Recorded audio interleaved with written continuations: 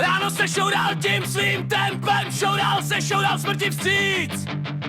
Při diskuzích se svým mozkem myslel si, že bude líp, ale nebude líp.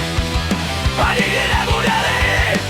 Hej, jenom další den navíc, který tě semlel a spálil víc, ale nebude líp. A nikdy nebude líp. Všichni to víme a stejně si lžeme, že bude líp.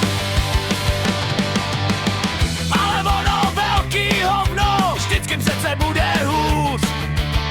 Na to už od dob Jana Pelce máme spoustu důkazů, ale